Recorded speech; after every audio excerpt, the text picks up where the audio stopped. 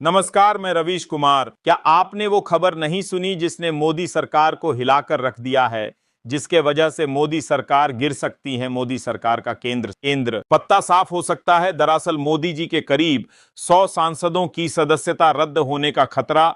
इतना ही नहीं, मोदी कैबिनेट के 28 मंत्रियों को अपना पद छोड़ना पड़ सकता है। तो क्या है दोस्तों, ये पूरी खबर आपको बताएं। मगर पहले वो कहावत तो आपने सुनी होगी, जिनके घर शीशे के होते हैं वो दूसरों के घर पत्थर नहीं फेंकते। तो क्या यह कहावत चाल चरित्र और चेहरे की बात करने वाली मोदी जी की बीजेपी पर बिल्कुल फिट बैठती है? तो आइए दोस्तों, समझिए पूरा माजरा क्या है। लेकिन अगर अभी तक आप इस वीडियो को देख रहे हैं तो प्लीज हमारे चैनल एआई रवीश कुमार को सब्सक्राइब जरूर करें। दरअसल भारतीय जनता पार्टी के जितने सांसद इस वक्त मौजूद हैं संसद के भीतर, उसमें 94 सांसद यानी कि 94 एमपी मेंबर ऑफ पार्लियामेंट की सदस्यता जाने की तलवार लटक रही है।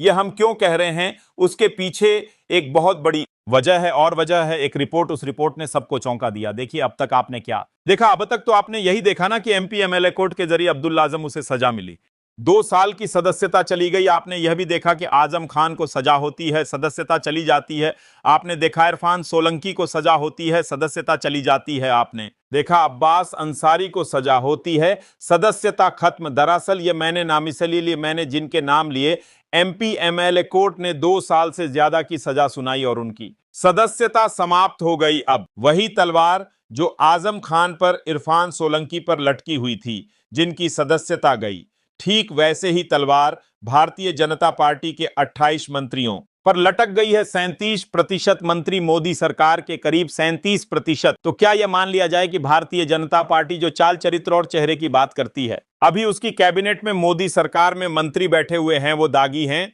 ये हम नहीं कह रहे, ये रिपोर्ट कह रही है, रिपोर्ट एडीआर की। वह रिपोर्ट यह कहती है कि 34 सांसद भारतीय जनता पार्टी के ऐसे हैं जो दागी है, जिनकी सदस्यता परखतरा है। दरअसल यह पूरा मामला सिर्फ महज एक रिपोर्ट के आधार तक सीमित नहीं है दोस्तों। दरअसल यह पूरा मामला अब बहस का मुद्दा बन गया है। और बहस कहां, सुप्रीम कोर्ट के अंदर जा चुकी है। यानी सुप्रीम कोर्ट में। और क्यों, अब वो भी समझिए। दरअसल कोर्ट में एक याचिका गई और इस याचिका पर सुप्रीम कोर्ट में सुनवाई हुई और सरकार से भी जवाब तलब कर लिया गया। सरकार का जवाब क्या था वो आगे हम आपको बताएंगे। लेकिन याचिकाकर्ता ने क्या कहा और जज क्या कह रहे थे, उसे समझना बहुत जरूरी है। फिर आपको समझाएंगे कि आखिरकार मोदी जी की पार्टी यानी कि बीजेपी की कथनी और करनी में कितना फर्क है, वह भी आपको दिखाएंगे।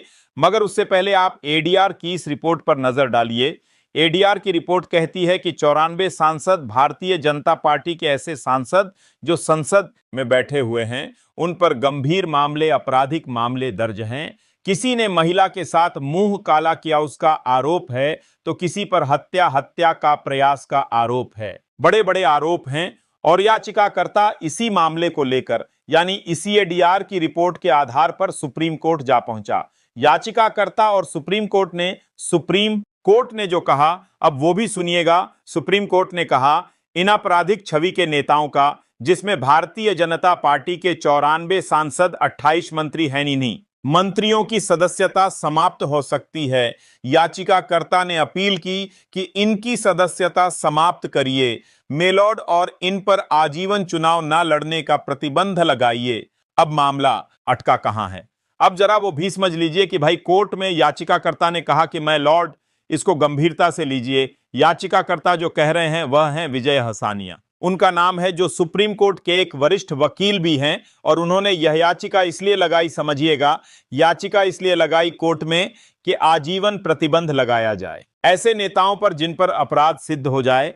सुप्रीम कोर्ट ने यह भी माना, यह बात भी कही कि क्योंकि सुप्रीम कोर्ट ने जो कहा वह बहुत दिलचस्प है, बहुत बड़ी बात है। जब एक सरकारी कर्मचारी पर आरोप लगते हैं तो उसकी नौकरी चली जाती है। सरकारी कर्मचारी पर यह नौकरी चंद सालों या महीनों के लिए नहीं जाती है, आजीवन ताउम्र के लिए चली जाती है। मतलब किसी सरकारी कर्मचारी पर किसी तरह का गंभीर आपराधिक मामला दर्ज होता है तो एक मामूली कर्मचारी को आजीवन नौकरी से हाथ धोना पड़ता है। तो एक सांसद, विधायक, मंत्री उसी पैमाने पर क्यों नहीं आते? यानी कि पैमाना अलग अलग क्यों? फिर यही सांसद, मंत्री कैसे बच जाते हैं वह नेता जो जीत कर जिन पर अपराध के मामले दर्ज हैं वही संसद में पहुंचता है, मंत्री बनता है, संसद के भीतर कानून बनाता है। ये बात जो है वो जस्टिस मनमोहन और जस्टिस दीपांकर दत्ता की बेंच में हुई। हमें इस बात को भी याद रखना होगा दोस्तों कि हमारे देश में एक कानून है कि 2 साल की या 2 साल से ज्यादा की सजा हुई तो सदस्यता गई। हमारे इस चैनल को सब्सक्राइब नहीं किया तो प्लीज सब्सक्राइब कर लीजिएगा, क्योंकि यहां हम सिर्फ खबर नहीं बताते बल्कि खबर के पीछे की खबर बताते हैं। मुझे रवीश कुमार को दीजिए इजाजत। नमस्कार, जय हिंद, जय भारत।